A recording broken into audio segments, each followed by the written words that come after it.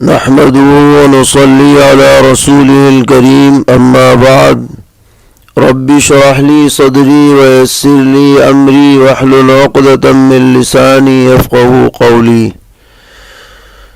دینی رہنمائی کی 75ویں مجلس میں سبھی سامعین کی خدمت میں السلام علیکم ورحمۃ اللہ وبرکاتہ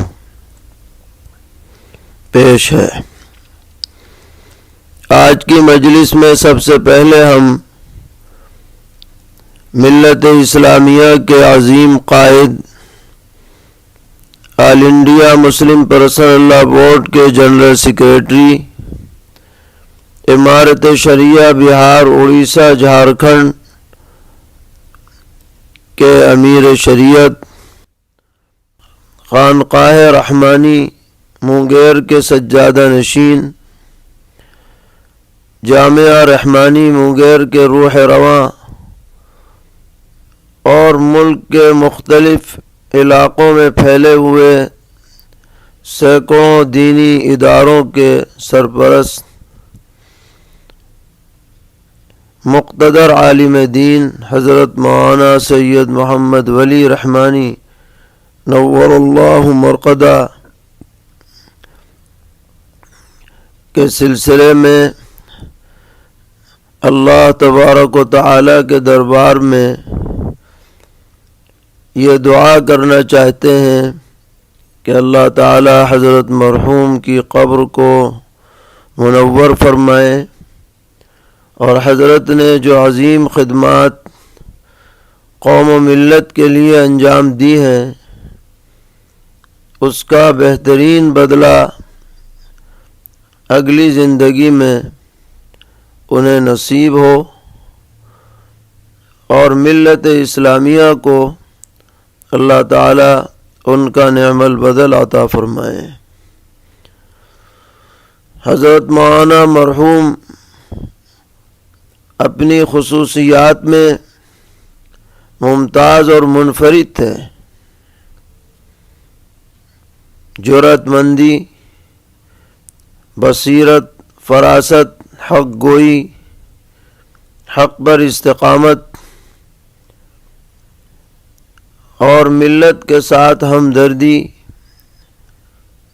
اپنی دانست میں بہترین رہنمائی، یہ ایسی صفات ہیں جن کو بھلایا نہیں جا سکے گا۔ آپ دارالعلوم دیوبند کے انتہائی ممتاز فضلاء میں تھے، خاندانی اعتبار سے بھی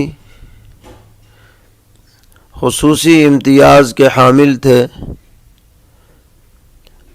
بافیض بزرگ حضرت مولانا سید محمد علی مونگیری رحمۃ اللہ علیہ کے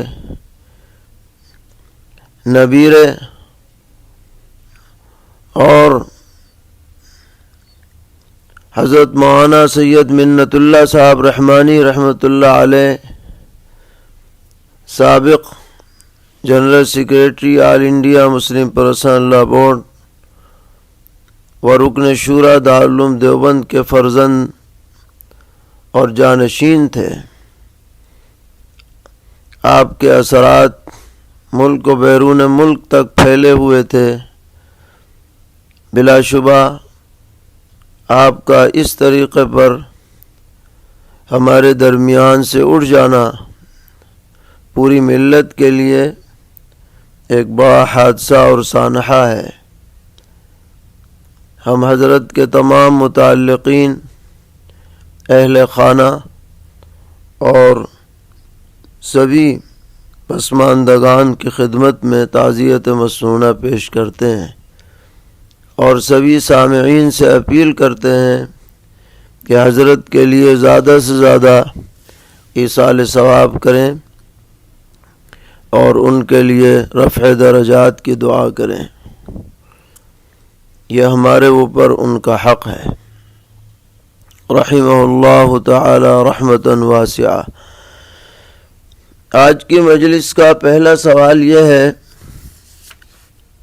کہ ہم نے بعض صحابہ کرام رضی اللہ عنہم کے حوالے سے ایک مقولہ سنا ہے کہ تعلمنا الایمان ثم تعلمنا القرآن،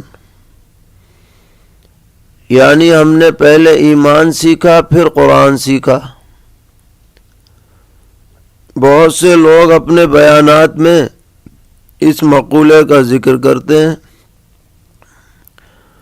تو سوال یہ ہے کہ اس کی سندی حیثیت کیا ہے اور اس جملے کا صحیح مطلب کیا ہے؟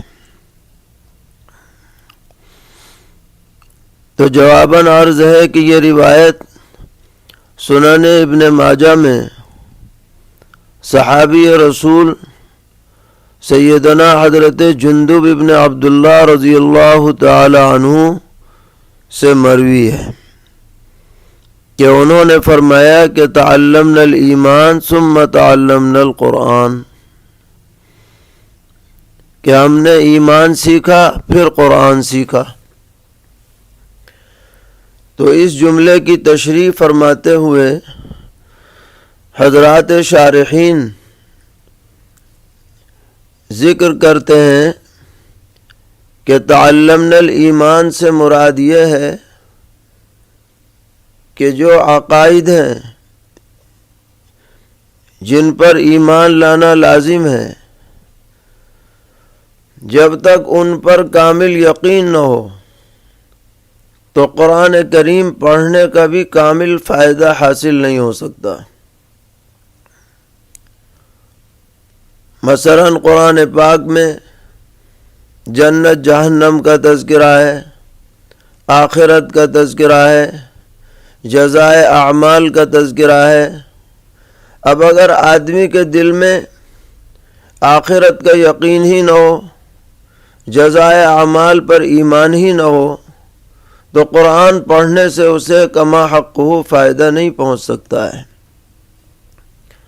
تو یہ جو ترتیب بیان کی گئی کہ تعلمنا الایمان ثم تعلمنا القرآن، یہ ایسا نہیں ہے کہ قرآن سیکھے بغیر ایمان الگ سے سیکھا جا رہا ہے، بلکہ ایمان اور قرآن دونوں ساتھ ساتھ چل رہے ہیں۔ جتنے ایمان میں پختگی ہوتی چلی جائے گی، قرآن سے اتنا ہی نفع زیادہ سے زیادہ ہوتا چلا جائے گا۔ یہ اس جملے کا اصل مطلب ہے۔ یہ نہیں ہے کہ ایمان کی محنت الگ ہے اور قرآن کی محنت الگ ہے، اور بھئی پہلے قرآن نہ پڑھو، پہلے ایمان کی محنت اپنے اندر پیدا کرو۔ یہ جو مفہوم سمجھا گیا یہ صحیح نہیں، بلکہ صحابی رسول جب یہ فرمائیں گے کہ تعلمنا الایمان، تو مطلب یہ ہوگا کہ ہم حضور اکرم علیہ الصلاۃ پر جب ایمان لائے، آپ کی بتائی ہوئی باتوں پر یقین کیا، پھر ہمارے سامنے قرآن اترا اور پھر ہم نے قرآن پڑھا، تو وہ جو ایمان پہلے سے موجود تھا اس کی وجہ سے قرآن کا نفع ہمیں کامل طور پر جو ہے حاصل ہوا ہے۔ لہذا موجودہ زمانے میں اگر کوئی شخص مدرسے میں جاتا ہے اور وہ قرآن پاک پڑھتا ہے تو وہ تو پہلے سے مومن ہے، جبھی تو وہ مدرسے میں جا رہا ہے، اسے یقین ہے کہ یہ اللہ کا کلام ہے، وہ ایمان مجمل ایمان مفصل پڑھ چکا ہے۔ تو یہ جو ایک تصور بٹھا دیا گیا کہ ایمان کی محنت کوئی الگ انداز میں ہو رہی ہے، جب تک وہ نہ ہو اس وقت تک قرآن نہیں پڑھا جائے گا، یہ اس جملے کا مطلب نہیں ہے۔ باقی یہ جملہ صحیح ہے، ابن ماجہ میں جس روایت سے منقول ہے وہ قابل قبول ہے۔ ایک صاحب سوال کر رہے ہیں کہ ظہر کی 4 سنت پڑھنے کا کتنا ثواب ہے؟ تو جواباً عرض ہے کہ اس سلسلے میں متعدد روایات مختلف مضمون کی وارد ہیں۔ ایک روایت میں ہے کہ من صلی قبل الظہر 4 حرمہ اللہ علی النار، کہ جو آدمی ظہر سے پہلے 4 رکعت پڑھے، اللہ تعالیٰ اسے جہنم پر حرام فرما دیں گے۔ یہ ترمذی شریف کی روایت ہے۔ ایک روایت ہے من صلی قبل الظہر اربعا غفر له ذنوبہ یومہ ذالک، کہ جو آدمی ظہر سے پہلے 4 رکعت پڑھے اس دن کے سارے گناہ اس کے معاف کر دیے جائیں گے۔ اور ایک روایت ہے کہ من صلی قبل الظہر اربعا کان کعدل رقبۃ من بنی اسماعیل، کہ جو آدمی ظہر سے پہلے 4 رکعت پڑھے اس کو ایسا ثواب ملے گا جیسے بنو اسماعیل کے غلام کو آزاد کرنے کا ثواب ہوتا ہے۔ اور ایک روایت میں ہے کہ جو آدمی ظہر سے پہلے 4 رکعت پڑھے گویا اس نے رات میں تہجد کی نماز پڑھی، جتنا اس وقت کا ثواب ہے اتنا اس وقت کا بھی ثواب ہے۔ یہ روایتیں اگرچہ زیادہ مضبوط سندوں سے مروی نہیں ہیں لیکن فضائل میں قابل قبول ہیں۔ اور ایک دوسری صحیح روایت ہے نسائی شریف کی، جس میں دن بھر میں 12 رکعت سنتیں پڑھنے کا ثواب ذکر کیا گیا کہ جنت میں ایک محل تعمیر ہوگا، اس میں بھی ظہر سے پہلے کی 4 رکعت کا تذکرہ ہے۔ اسی بنیاد پر حضرات احناف کے نزدیک ظہر اور جمعے سے قبل 4 رکعت نماز سنت مؤکدہ ہے۔ اور چونکہ 4 رکعت کا تذکرہ ایک ساتھ کیا گیا ہے اس لیے احناف نے 4 رکعت بلا فصل کے مانتے ہیں، 2 رکعت کر کے نہیں بلکہ ایک ہی سلام سے 4 رکعت پڑھنی چاہیے۔ ایک صاحب سوال کرتے ہیں، سنا ہے کہ بعض استاذوں نے فرمایا کہ پڑھائی کے دوران استاد جسم کے جس حصے پر مارتا ہے وہاں جہنم کی آگ حرام ہو جاتی ہے، تو کیا اس طرح کی روایت ثابت ہے؟ ایسی کوئی روایت ہماری نظر سے نہیں گزری۔ اور جہاں تک مسئلے کا تعلق ہے تو پڑھائی ہو یا بے پڑھائی بچوں پر زیادتی کرنا یہ درست نہیں ہے۔ معمولی تنبیہ کی جا سکتی ہے جس کا اثر بدن پر نہ پڑے، چہرہ متاثر نہ ہو، نازک جگہ پر مارا پیٹا نہ جائے۔ معمولی تنبیہ کی اجازت ہے، لیکن جو حد سے زائد ضرب ہوتی ہے، تعذیب ہوتی ہے، یہ نہ صرف یہ کہ آخرت میں مواخذے کا سبب بن سکتی ہے بلکہ دنیاوی اعتبار سے بھی بالکل مناسب نہیں ہے۔ معاشرے میں اس کے بہت ہی غلط اثرات سامنے آتے ہیں، بلکہ بہت سے بچے تو بیچارے پڑھائی چھوڑ دیتے ہیں، ماں باپ ان کو اٹھا لیتے ہیں، جھگڑوں کی نوبت آتی ہے۔ اس لیے دائرے میں رہ کر، حدود میں رہ کر ہی تنبیہ ہونی چاہیے۔ سوال پوچھ رہے ہیں کہ اذان دینے کے لیے چپل اتارنے چاہیے یا نہیں؟ ویسے تو لازم واجب تو نہیں ہے، لیکن اذان ایک طرح کی عبادت ہے اور عرف اور ادب کا تقاضا یہ ہے کہ چپل اتار ہی کر اذان دی جائے تاکہ ادب ملحوظ رہے۔ باقی اگر پہنے بھی دے دی تو اذان تو ہو ہی جائے گی۔ پوچھتے ہیں کہ مسجد کے اندر یہ اعلان کرنا کہ فلاں اسپتال میں اچھا علاج ہوتا ہے جمعہ کی نماز کے بعد یا جمعہ کی نماز سے پہلے، یہ صحیح ہے یا نہیں؟ تو یہ طریقہ صحیح نہیں ہے۔ نمازوں کے اوقات کے بعد یا ایسے مواقع پر دنیاوی اعلانات کرنا درست نہیں، مسجد اس کام کے لیے نہیں ہے۔ پوچھتے ہیں مسجد کی خارجی دیوار پر تاج محل کہ ٹائل یا تصویر لگانا کیسا ہے۔ زینت کے لیے لگا تو سکتے ہیں، لیکن قبلے کی دیوار پر نہ لگائیں کہ جسے دیکھنے سے نماز میں خلل پڑتا ہو۔ نمازیوں کے نماز میں اس سے احتراز کرنا چاہیے۔ پوچھتے ہیں کہ زید حافظ قرآن ہے اور رمضان میں اپنے گھر اہلیہ اور بچوں کے ساتھ تراویح کی جماعت کرنا چاہتا ہے تاکہ قرآن بھی سنا دے اور اہل خانہ بھی تراویح میں شریک ہو جائیں، تو کیا زید کے لیے مسجد قریب ہوتے ہوئے گھر میں تراویح سنانا جائز ہے؟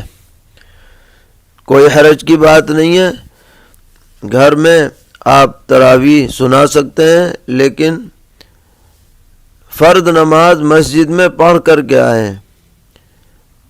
فرض نماز کے لیے مسجد کی تاکید زیادہ ہے، وہاں سے آپ فرض نماز پڑھ کر کے آئیں اور پھر تراویح گھر میں سنائیں تو اس میں کوئی حرج نہیں۔ فرض کی نماز باجماعت گھر میں نہ کریں، صرف تراویح کی نماز گھر میں کی جائے، فرض کی نہ کی جائے۔ اور پوچھتے ہیں کہ گھر میں تراویح کی جماعت میں اہلیہ اور بچوں کے علاوہ دیگر گھر کی خواتین جو نامحرم ہوں باپردہ تراویح کی جماعت میں شامل ہو سکتی ہیں یا نہیں؟ جی ہاں، گنجائش ہے، پردے کے اہتمام کے ساتھ اگر وہ شریک ہو جائیں تو وہ بھی جماعت میں شامل ہو سکتی ہیں۔ پوچھتے ہیں کیا صرف چند مرد حضرات گھر میں تراویح کی جماعت کر سکتے ہیں؟ جی ہاں، مرد بھی خالی کر سکتے ہیں، لیکن فرض مسجد میں پڑھ کر کے آئیں تاکہ فرض کی جماعت کا ثواب کم نہ ہو۔ پوچھتے ہیں ہمارے یہاں 27ویں شب کو ختم قرآن ہوتا ہے، پھر حافظ صاحب ایک برتن میں پانی پر دم کرتے ہیں اور لوگ اس پانی کو حاصل کرنے کے لیے ٹوٹ پڑتے ہیں، تو اس طرح تراویح کا پڑھا ہوا پانی تقسیم کرنا کیسا ہے؟ دیکھیے، جہاں تک پانی دم کر کے استعمال کرنے کی بات ہے تو اس کی تو گنجائش ہے۔ قرآن پاک کی آیات پڑھ کر کے کوئی آدمی دم کر دے تو اس پانی کو آدمی پی سکتا ہے، لیکن جو سوال میں صورت بتلائی گئی کہ اس میں بد انتظامی ہوتی ہے، چھینا جھپٹی ہوتی ہے، مسجد کے آداب کی بے حرمتی ہوتی ہے، تو یہ طریقہ نہیں اختیار کرنا چاہیے اور ایسی کوئی صورت نہیں اپنانی چاہیے جس سے مسجد کی بے حرمتی ہو۔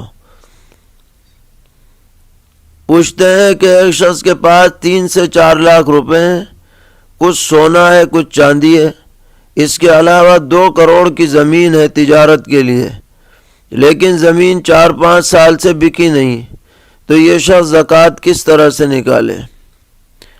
تو جواب یہ ہے کہ جو پیسے ہیں وہ تو ہیں ہی پاس میں، اور سونے چاندی کی قیمت لگا لی جائے، اور یہ جو زمین ہے جو 2 کروڑ کی خریدی گئی ہے، ہر سال میں جو زکوٰۃ حساب لگانے کا دن ہے اس تاریخ کو اس زمین کی جتنی قیمت ہو بازار میں ایریے کے حساب سے وہ قیمت لگا کر اور پھر 2.5% کے حساب سے ہر سال زکوٰۃ نکالی جائے گی، چاہے زمین بکے یا نہ بکے، قیمت لگے گی اس کی۔ پوچھتے ہیں ہمارے یہاں ایک گاؤں ہے جس کے قبرستان کی سب ضرورتیں شروع ہی سے گاؤں کی مسجد کے چندے سے پوری کی جاتی ہیں اور آمدنی کا کوئی مستقل ذریعہ نہیں ہے۔ گاؤں والے قبرستان کے اندر پھلوں کے کچھ درخت لگوانا چاہتے ہیں تاکہ ان کی آمدنی سے مسجد اور قبرستان دونوں کے مصارف پوری ہو سکیں، تو اس طرح کرنا جائز ہے یا نہیں؟ تو جواباً عرض ہے کہ قبرستان کو واقف نے جو وقف کیا ہے وہ تدفین کے لیے وقف کیا ہے، باغ بنانے کے لیے وقف نہیں کیا، لہذا قبرستان کی زمین میں باغ نہیں لگایا جائے گا۔ جب باغ لگے گا تو اس سے قبروں کی بے حرمتی بھی لازم آ سکتی ہے اور بھی مفاسد پیدا ہوں گے، اس لیے یہ ارادہ ترک کر دیا جائے۔ جیسے پہلے سے چندے کا نظام چل رہا ہے اسی نظام کو باقی رکھنا بہتر ہے۔ پوچھتے ہیں زید نے نشے کی حالت میں طلاق دی لیکن یہ نہیں معلوم کہ کتنی دی، تو طلاق ہوئی یا نہیں اور کتنی طلاق ہوں گی؟ تو جواباً عرض ہے کہ ایک طلاق تو ضرور پڑ گئی کیونکہ وہ خود کہہ رہا ہے کہ طلاق دی ہے۔ اب رہ گیا کتنی طلاق پڑی، تو اس بارے میں دیکھا جائے گا کہ گواہ موجود ہے یا نہیں۔ اگر کوئی گواہ موجود ہے تو وہ جتنی کہیں اتنی مان لی جائے، اگر نہیں ہے گواہ تو ایک طلاق کے وقوع کا حکم ہوگا۔ پوچھتے ہیں کہ خلا طلاق ہے یا نہیں؟ خلا کی عدت کتنے دن ہے؟ غیر مقلدین خلا کی عدت ایک حیض ہونے پر حوالے پیش کرتے ہیں، تو احناف کے نزدیک عدت خلا 3 حیض ہونے پر کیا دلائل ہیں؟ جواباً عرض ہے کہ احناف کے نزدیک خلا طلاق بائن کے درجے کی چیز ہے، لہذا طلاق کے عدت کے بارے میں جو دلائل ہیں وہی خلا کی عدت کے بارے میں بھی ہیں، کوئی فرق نہیں ہے ان کے درمیان۔ ویسے بھی احتیاط کا تقاضا یہی ہے کہ جو لمبی سے لمبی مدت ہو اس کو عدت بنایا جائے تاکہ کوئی شبہ نہ رہے اگلی شادی کے بارے میں، اور عوام کے سامنے کسی حدیث کو پیش کر کے اس کا ایک پہلو ذکر کرنا اور دیگر پہلوؤں کو نظر انداز کر دینا یہ مناسب نہیں ہے۔ عوام کو تو بس مسئلے کا حکم بتلانا چاہیے، دلائل کو پوری طرح سمجھنے کی صلاحیت عوام کے پاس نہیں ہے۔ تو بہرحال حنفیہ کے نزدیک خلا یعنی مہر وغیرہ کی معافی کی شرط پر بیوی کو طلاق دینا، جبکہ دونوں طرف سے خلا پر رضامندی پائی جائے، یہ طلاق بائن کے درجے میں ہے۔ اگر بعد میں وہ آپس میں رہنا چاہتے ہیں تو نیا نکاح کر کے عدت میں یا اس کے بعد رہ سکتے ہیں۔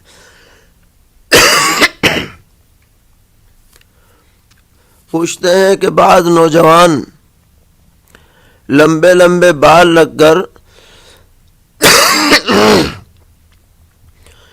ان میں عورتوں کی طرح ربڑ بینڈ لگا دیتے ہیں، تو ان کا یہ عمل کیسا ہے؟ جواب یہ ہے کہ عورتوں کی مشابہت کی وجہ سے کسی بھی مرد کے لیے یہ ربڑ بینڈ بال میں لگانا جائز نہیں ہے۔ نبی اکرم علیہ السلام نے اس طرح سے تشبہ کرنے والوں پر لعنت فرمائی ہے کہ جو مرد عورتوں کی مشابہت اختیار کریں یا جو عورتیں مردوں کی مشابہت اختیار کریں وہ قابل لعنت ہے۔ پوچھتے ہیں کیا قصائی سے گوشت خرید کر عقیقے کی نیت سے لوگوں کو کھلا سکتے ہیں؟ کیا اس سے عقیقے کی سنت ادا ہو جائے گی؟ جواباً عرض ہے کہ اس سے عقیقے کی سنت ادا نہیں ہوگی، کیونکہ اس میں ذبح مطلوب ہوتا ہے، محض گوشت مطلوب نہیں ہوتا۔ پوچھتے ہیں عقیقے کی نیت سے پالے ہوئے بکروں کو عید الاضحیٰ میں قربانی کر سکتے ہیں؟ جی ہاں کر سکتے ہیں، کوئی حرج نہیں۔ سوال ہے کہ قبر میں کچھ لوگ عہد نامہ رکھتے ہیں، ان کا یہ عمل کیسا ہے اور عہد کسے کہتے ہیں، کس مقصد سے رکھا جاتا ہے؟ تو جواباً عرض ہے کہ عہد نامہ رکھنا بے اصل ہے۔ بعض کتابوں میں اس کا تذکرہ ہے، لیکن جن سندوں سے تذکرہ کیا گیا وہ قطعاً ناقابل اعتبار ہیں۔ اس لیے آدمی کو عہد نامے پر یقین نہیں رکھنا چاہیے کہ عہد نامہ کرنے سے مغفرت ہو جائے گی، بلکہ اپنے ایمان اور اعمال کو درست کرنے کی فکر ہونی چاہیے۔ اگر یہ عہد نامے کی بات چل پڑتی تو کتنے ہی بڑے سے بڑا پاپی اور بدکار ہوتا، بس عہد نامہ رکھوا دو اور سب اس کے گناہ معاف ہو جائیں۔ عجیب و غریب، چیز لوگوں نے جاری کر دی ہے، اور جن کتابوں میں اس کا تذکرہ ہے انہی کتابوں میں بعد میں اس کی تردید بھی منقول ہے۔ علامہ شامی رحمۃ اللہ علیہ نے اس کا ذکر کیا ہے اور بعد میں اس کی تردید بھی نقل فرمائی ہے۔ پوچھتے ہیں شوہر اول کے پاس رہتے ہوئے ایک عورت کے ہاں لڑکی پیدا ہوئی، اس کے بعد شوہر کا انتقال ہو گیا اور اس عورت نے دوسری شادی کر لی اور اس سے مزید اولاد پیدا ہوئیں۔ اب اس عورت کا جب انتقال ہوگا تو وہ پہلے شوہر سے پیدا شدہ لڑکی اس عورت کی وارث بنے گی یا نہیں بنے گی؟ تو جواب یہ ہے کہ لڑکی ہونے میں جو شوہر اول سے پیدا ہوئی ہے لڑکی اور جو بعد میں پیدا ہوئی ہے دونوں برابر ہیں، اس لیے وہ حسب ضابطہ وراثت کی حقدار ہوگی، کیونکہ شریعت میں اس میں کوئی فرق نہیں کیا گیا ہے۔ بعض مرتبہ ایسا ہوتا ہے کہ دو ماں کی اولاد ہوتی ہیں، باپ ایک ہوتا ہے، تو باپ کی وراثت میں دونوں ماں کی اولادیں برابر کی حقدار ہوتی ہیں بیٹے اور بیٹی ہونے کے اعتبار سے۔ اسی طرح اگر باپ الگ الگ ہو ماں ایک ہو تو ماں کی وراثت میں وہ سب شریک ہوں گی۔ شریعت کا ضابطہ یہی ہے۔ اللہ تعالی ہم سب کو دین پر استقامت عطا فرمائے اور ہر طرح کے شرور سے محفوظ رکھے۔ وآخر دعوانا ان الحمد للہ رب العالمین۔